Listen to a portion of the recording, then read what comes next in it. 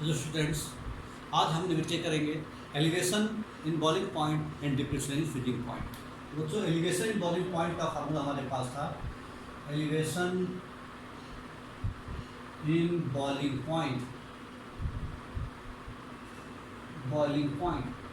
Elevation in boiling point मतलब कितना boiling point बढ़ जाता है अगर हम किसी प्योर सॉल्वेंट में कोई नॉन वोलेटाइल सॉल्यूट मिलाते हैं तो हमेशा उसका बॉइलिंग पॉइंट पहले के कंपेरिजन में बढ़ जाता है।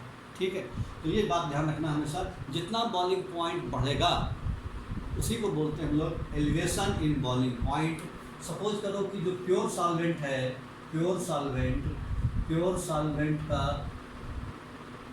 सॉल्वेंट का जो बॉइलिंग पॉइंट है वो कितना है। मान लीजिए उसका बॉइलिंग पॉइंट है TO और बॉइलिंग पॉइंट ऑफ सॉल्यूशन है वो है PS। तो हमको जो एलिवेशन बॉइलिंग पॉइंट है डेल्टा TB बराबर होता है TS माइनस T। ठीक है, और डेल्टा TB का फार्मूला होता है बच्चों डेल्टा TB बराबर KB इंटू MO। M माने मोलरिटी, ये फार्मूला होता है। तो मोलरिटी डायरेक्ट दिया हो तो ये फार्मूला अप्लाई करेंगे, मोलरिटी डायरेक्ट ना दिया हो तो मोलरिटी का फार्मूला अप्लाई कर देंगे। मोलरिटी बराबर होता है number of moles of solute present in 1 kilogram of solvent. तो ये फार्मूला अप्लाई कर देंगे, तो इस तरीके से हमको डेल्टा TB या KB जो पूछा गया हो वो निकल के आ सकता है। ठीक बच्चों, तो आज हम इसी पर कुछ सवाल करेंगे। तो हमारा पहला क्वेश्चन कह रहा है कि solution of sucrose prepared in solution of sucrose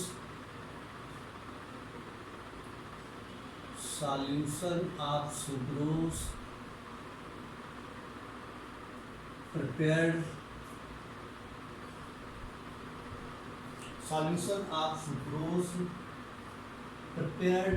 by dissolving by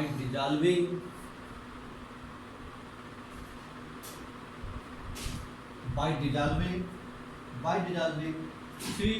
34.2 gram of it, 34.2 gram of it.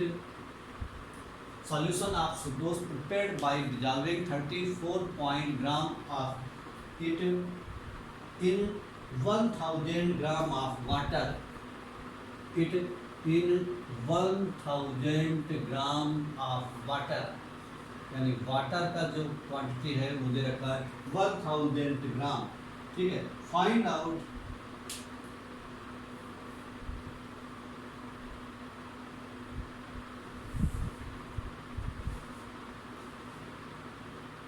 solution of sucrose prepared by dissolving 34.2 gram of it in 1000 gram of water।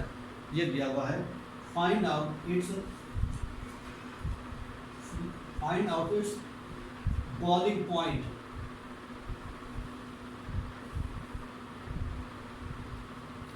Solution of sucrose prepared by dissolving 34 gram of it in 1000 gram of water। ठीक है, और ये दिया हुआ है हमको, और पूछा गया है इसमें कि हमको निकालना है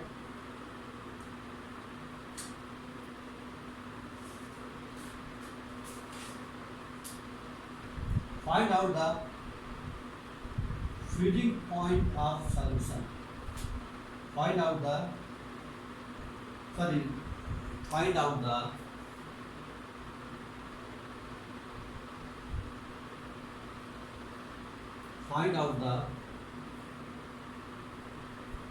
boiling point of solution। Solution का हमको बॉइलिंग पॉइंट जो है वो निकालना है हमको, और हमको वैल्यू दे रखी है, KB की वैल्यू दे रखी है, KB की वैल्यू दिया है यहाँ पर 0.52 वैल्यू दिया। सपोज करो KB की वैल्यू दिया है 0.52, ये वैल्यू दिया है KB। तो हमें क्या कहा है, solution of sucrose prepared by dissolving इतने gram of it in 1000 gram of water, find out the boiling point of solution. तो सबसे पहले हम क्या करेंगे, डेल्टा TB बराबर फॉर्मूला अप्लाई करेंगे। डेल्टा TB का मतलब होता है elevation boiling point, delta TV बराबर केबी इंटू मोलरिटी। ये मोलरिटी हमको निकालने को कहा गया है। तो मोलरिटी निकालने को कहा गया है, तो सबसे पहले हम मोलरिटी निकालते हैं। तो मोलरिटी का डेफिनेशन क्या रहता है? Number of moles of solute present in 1 kilogram of solvent. तो 1 किलोग्राम ऑफ सॉल्वेंट पूछा गया है। तो यहाँ पर number of moles of solute, solute क्या है? सुक्रोज प्रिपेयर्ड बाय डिजॉल्विंग कितने ग्राम ऑफ इट। तो हमको सुक्रोज का सॉल्यूशन है, यानी जो सुक्रोज है उसका हमको मास दिया है 34.2 और इसका मोलर मास होता है 342। सुक्रोज का मास ऑफ सॉल्वेंट वाटर कितना है? 1000 ग्राम। 1000 का मतलब है 1 किलोग्राम, यानी 1 किलोग्राम 1000 यानी 1000 है, इसको हमने 1000 से डिवाइड कर दिया तो किलोग्राम होता है, ये 1 आ जाएगा। यहाँ पॉइंट आएंगे, 0 बढ़ा देंगे, ये कितना हो जाएगा? 1/10 यानी हो जाएगा 0.1, यानी मोलरिटी निकल आई 0.1। मोलरिटी 0.1 निकल आई। तो हम इस तरीके से मोलरिटी निकाल करके हम फिर निकाल सकते हैं फार्मूले में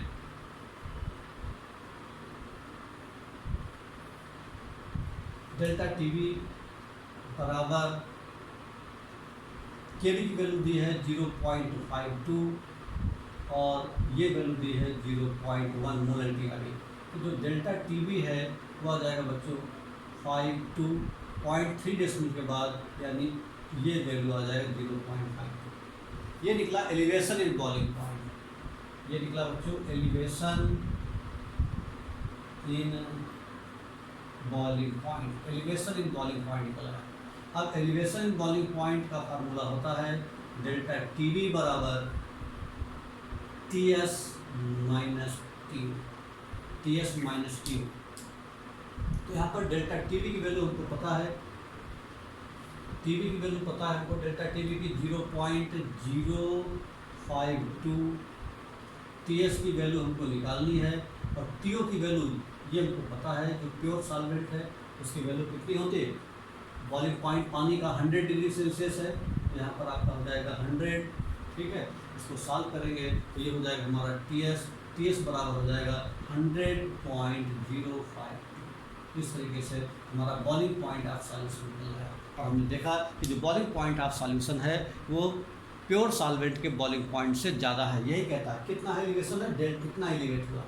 पहले पानी का बॉइलिंग पॉइंट था 100 डिग्री, इतना उसका पानी का बॉइलिंग पॉइंट बढ़ गया और उसमें हमने कोई नॉन वोलेटाइल सब्सटेंस जैसे शक्कर मिला दी। तो इस तरीके से आपके क्वेश्चन होते हैं ये। उसके बाद बच्चों दूसरा क्वेश्चन हम कर रहे हैं। दूसरा क्वेश्चन है, इसको रब कर देते हैं।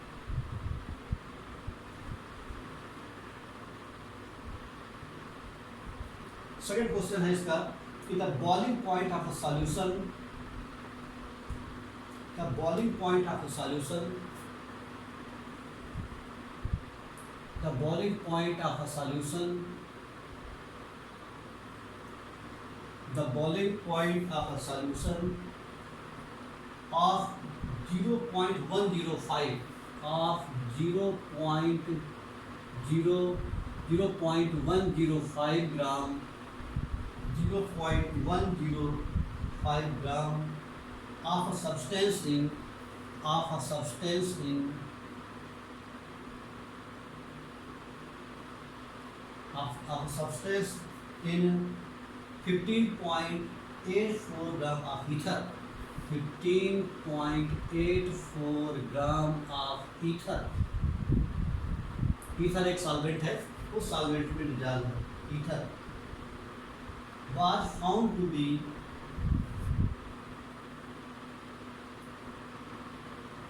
0.100 degree Celsius higher 0.010 degree Celsius higher than that of pure ether, higher than that of pure ether। Pure ether के कंपेरिजन में उसका बॉइलिंग पॉइंट इतना ज़्यादा है। फिर कह रहा है what is the molecular mass of the substance, what is the molecular mass of the substance, what is the molecular mass of the substance.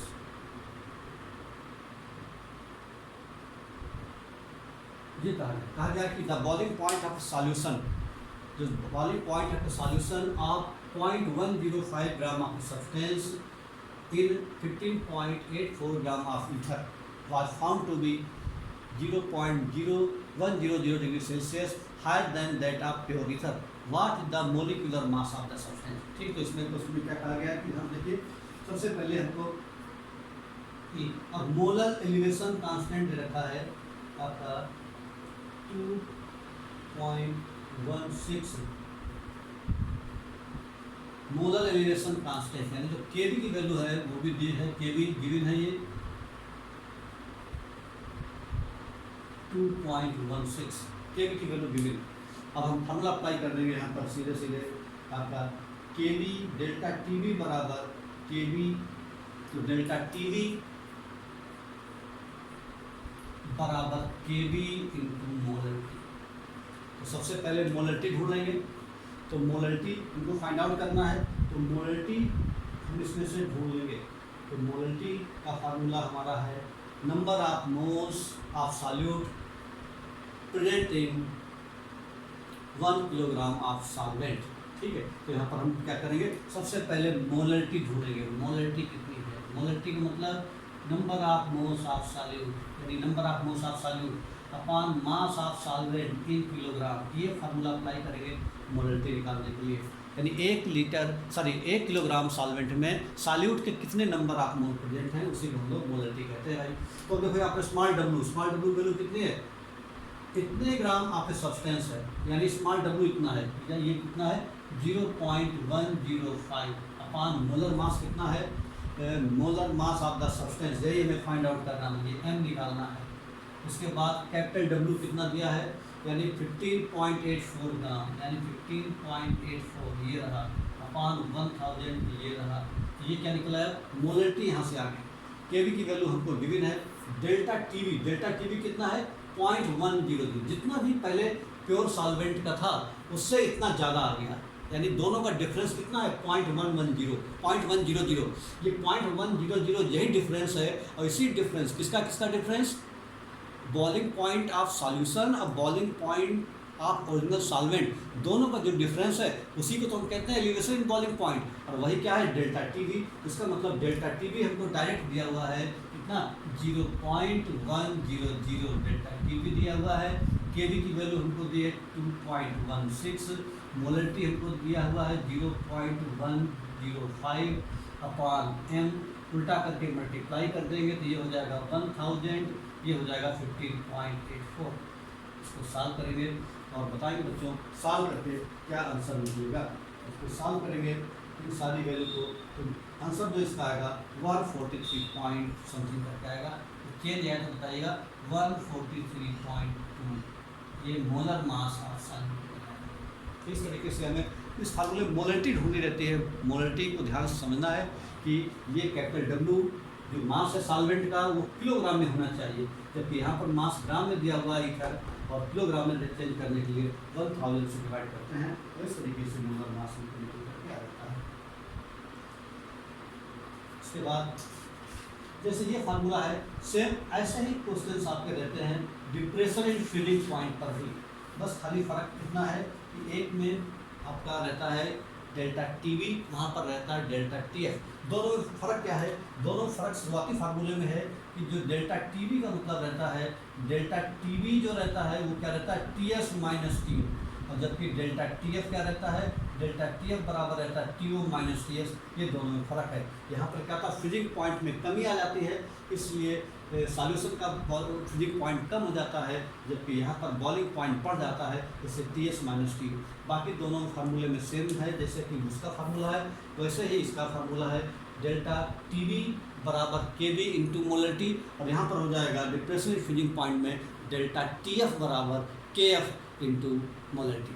ठीक है बच्चों, तो दोनों में कोई खास फर्क नहीं है, बस खाली आपको ये फार्मूले का ध्यान रखना है कि एक में कमी होती है और एक में बढ़ता है, एक में डिप्रेशन है तो दूसरे में एलिवेशन है। तो एलिवेशन इन बॉइलिंग पॉइंट, जब कोई भी प्योर सॉल्वेंट है उसमें अगर कोई नॉन वोलेटाइल सब्सटेंस मिलाते हैं तो हमेशा उसका बॉइलिंग पॉइंट पहले के कंपेरिजन में बढ़ जाता है।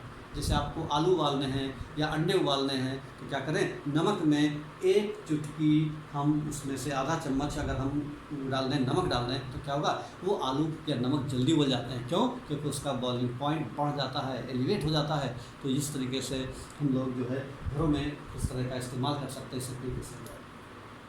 चलो अगला क्वेश्चन हमारा है डिप्रेशन इन फ्रीजिंग पॉइंट। तो डिप्रेशन इन फ्रीजिंग पॉइंट का जो फार्मूला है, depression in freezing point, depression in freezing point.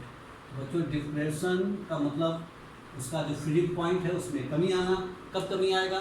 जब किसी प्योर सॉल्वेंट में, सॉल्वेंट कोई भी हो, पानी हो, बेंजीन हो, ईथर हो, क्लोरोफॉर्म हो, कार्बन डाइसल्फाइड हो, कोई भी सॉल्वेंट हो। पानी का एग्जाम्पल इधर इसलिए लेते हैं क्योंकि हम लोग पानी में देखते रहते हैं, इसलिए। तो डिप्रेशन इन फ्रीजिंग पॉइंट, जब किसी भी प्योर सॉल्वेंट में कोई भी नॉन वोलेटाइल सब्सटेंस मिलाते हैं तो हमेशा उसके फ्रीजिंग पॉइंट में कमी आ जाती है। और इस कमी को क्या बोलते हैं हम लोग? डिप्रेशन इन फ्रीजिंग पॉइंट, और जिसको हम डेल्टा टीएफ से रिप्रेजेंट करते हैं। और डेल्टा टीएफ बराबर होता है T minus T S. Clear? और एक फार्मूला ये डेल्टा टीएफ का, और दूसरा फार्मूला है डेल्टा टीएफ बराबर के एफ इंटू मोलरिटी। ये फार्मूला अप्लाई कर सकते हैं। एम का मतलब है मोलरिटी, और इस तरीके से हम मोलरिटी लगा करके एक सवाल हम इस फार्मूले पर भी देते हैं। बेस्ट ये बिल्कुल वैसे ही है जैसे आपका एलिवेशन बॉइलिंग पॉइंट वाला था। क्वेश्चन है the normal freezing point of nitrobenzene, the normal freezing point of nitrobenzene, the normal freezing point of nitrobenzene is 278.82, is 278.82 Kelvin। इतना normal freezing point of nitrobenzene. Normal का मतलब जब उसमें nitrobenzene नाम के सॉल्वेंट में जब कोई नॉन वोलेटाइल सॉल्यूट नहीं मिलाया है तब, यानी प्योर सॉल्वेंट का इतना है। फिर कह रहा है 0.25 molar solution,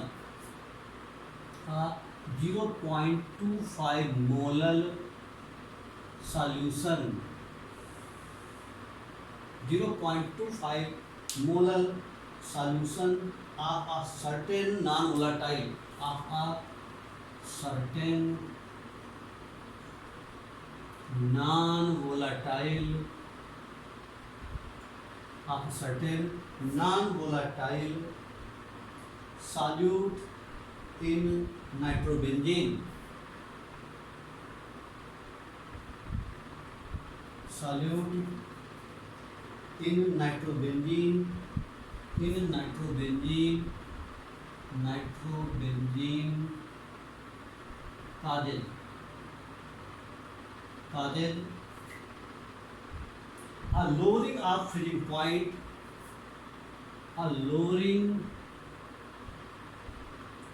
of freezing point, of lowering of freezing point of nitrobenzene, of nitrobenzene by nitrobenzene by 2 degrees Celsius, by 2 degree.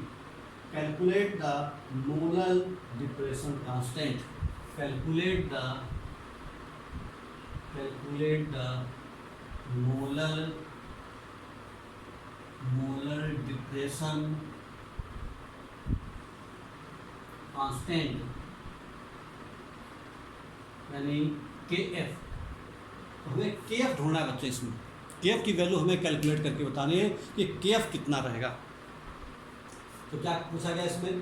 Formula apply करना है। ये हमको पूछा गया है कि the normal freezing point of nitrobenzene. तो क्या मतलब हुआ नॉर्मल फ्रीजिंग पॉइंट? इसका मतलब क्या हुआ कि ये टीओ की वैल्यू दे रखी है बच्चों 278.82 केल्विन। ये हमको टीओ की वैल्यू दे रखी है भाई। फिर क्या कह रहे हैं भाई? उसके बाद में जो कह रहा है कि आज 0.25 मोलर सॉल्यूशन, यानी मोलरिटी दे रखी है ये, यानी मोलरिटी हमको दिया हुआ है 0.25 मोलर। तो मोलर कहा जाए तो उसका मोलरिटी दी है।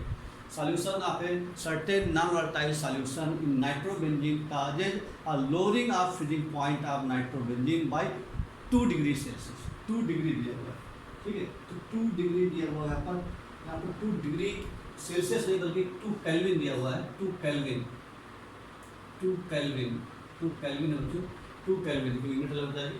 Calculate the molar depression constant, यानी इतना था पहले, अब ये नहीं बताया कि टीएस कितना हुआ। उन्होंने कहा कि जो कमी हो जा रही है वो इतनी कमी हो जा रही है। तो इसका मतलब हमें उसी से मतलब है, हमको जो डेल्टा टीएफ है वो डेल्टा टीएफ डायरेक्ट दे रखा है कि 2 केल्विन, यानी डेल्टा टीएफ की वैल्यू डायरेक्ट दे 2 केल्विन। डेल्टा टीएफ की वैल्यू से हमें मतलब है डेल्टा टीएफ को अप्लाई कर देंगे, यानी आपके हमको माइनस नहीं करना है क्योंकि हमको डेल्टा टीएफ चाहिए होता था। अगर डेल्टा टीएफ हमको डायरेक्ट मालूम है तो अच्छी बात है, और डायरेक्ट मालूम नहीं है तब हम टीओ माइनस टीएस करते थे, लेकिन यहाँ पर टीएस वगैरह दिया नहीं है, हमें डायरेक्ट डेल्टा टीएफ दिया हुआ है।